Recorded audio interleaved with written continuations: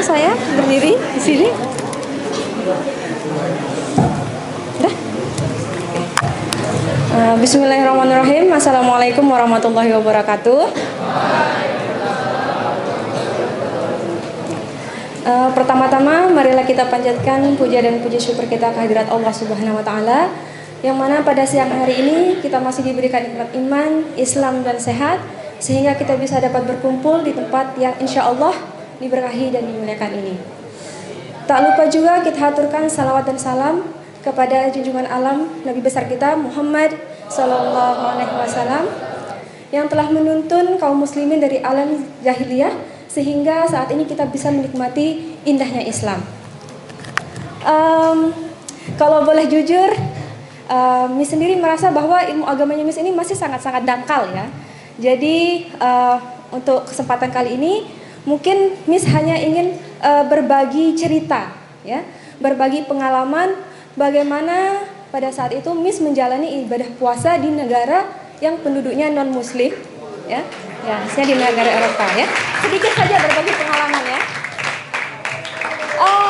Sebelumnya Miss mau tanya dulu nih. Ini sudah memasuki puasa hari ke-8 ya. Nah, oke. Selama sepekan ini bagaimana puasanya? Alhamdulillah lancar. Oke. Ada yang lemas nggak di kelas? Ada. Siapa itu? Masya Allah. Ada yang ngantuk? Banyak ya. Ada yang tidur mungkin sampai tidur di kelas? Banyak. Mantap ya. Oke. Nah, ya, bahkan di kelasnya Miss pagi-pagi jam pertama sudah ada yang bilang, Miss butuh katalis dong biar semangat belajar. Nah, mana dia orangnya nih? Z. Ya. Jadi katalis tuh kayak apa ya? Yang mempercepat reaksi kalau di kimia ya, kayak obat, suplemen lah begitu ya. Jadi pagi-pagi aja udah butuh suplemen nih, padahal baru pagi ya, masih pagi. Nah, oke. Nah, jadi kalau di Indonesia, itu biasanya kita berpuasa sekitar 13 sampai 14 jam sehari ya.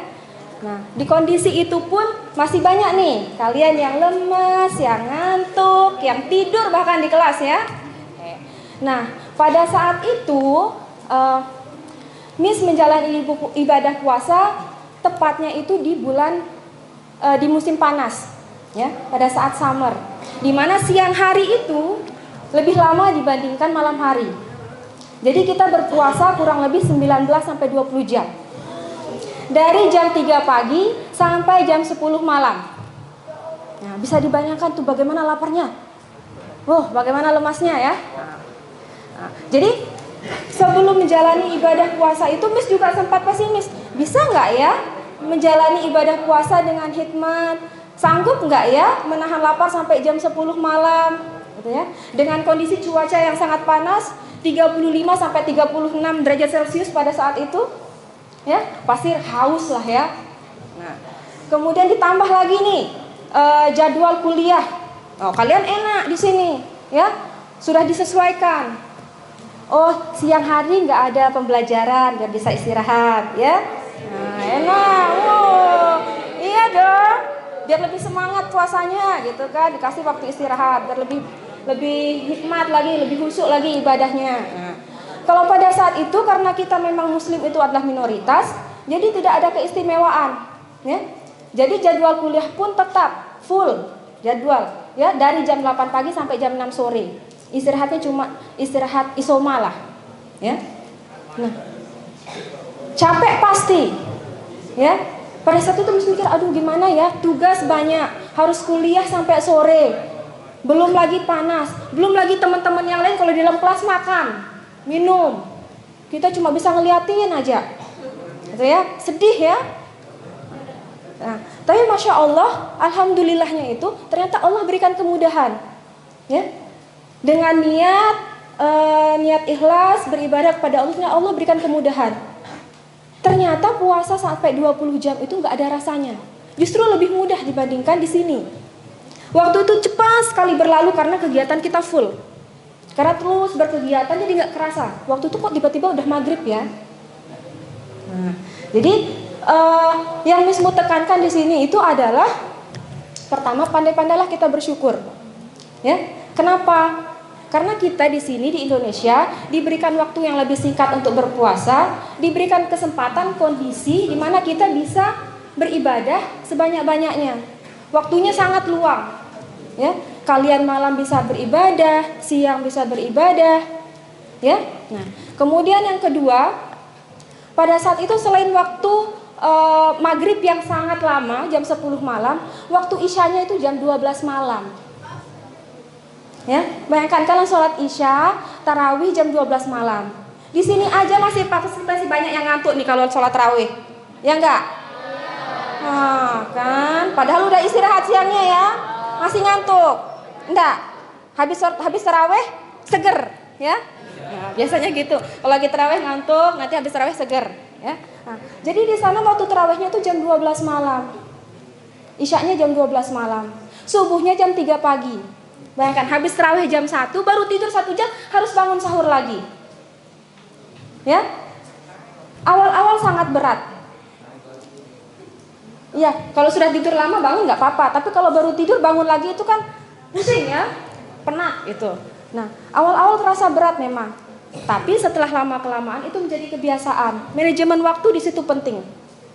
Ya, jadi Miss biasanya karena asarnya jam 6, kemudian maghribnya jam 10, biasanya Miss sisakan dulu waktu, luangkan waktu untuk istirahat, tidur dulu sebelum maghrib. Jadi malamnya itu full kerja tugas, tadarusan, tarawih sampai sahur baru tidur. Nah, kemudian apa lagi yang berbeda? Yang berbeda adalah suasananya. Kalau di sini kan sudah menjadi tradisi bertahun-tahun ya. Kalau puasa sahur bersama, pergi tarawih berbondong-bondong ke masjid, sebelum berbuka takjilan dulu, pergi ngabuburit dulu ya. Nah, kalau di sana nggak ada. Kalau mau pergi ke masjid jauh, tarawihnya jam 12 malam pula. Ya. Jadi selama bulan Ramadan itu bisa dihitung berapa kali sih sholat tarawih berjamaah. Ya. Karena nggak memungkinkan untuk kita pergi tarawih keluar, pergi sholat tarawih keluar ke masjid. Ya. Jadi biasanya hanya weekend, hanya malam minggu biasanya kita kumpul dengan mahasiswa Indonesia, buka bersama, tarawih bersama.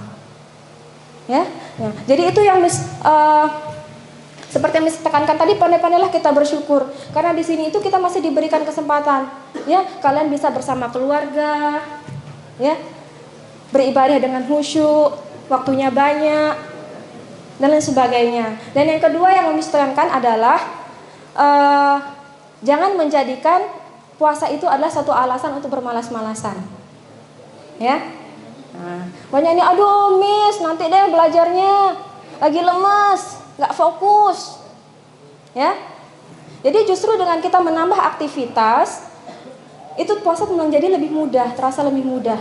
Justru jadikan momen puasa ini untuk kalian menggali, mencari pahala sebanyak-banyaknya.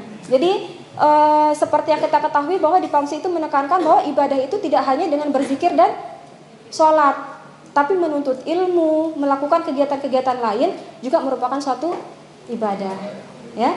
Jadi pergunakan waktu kalian sebaik-baiknya, banyak-banyak bersyukur dan manajemen waktunya, ya. Mungkin hanya itu yang bisa saya sampaikan pada kesempatan kali ini. Wabillahi taufiq wal hidayah. Wassalamualaikum warahmatullahi wabarakatuh.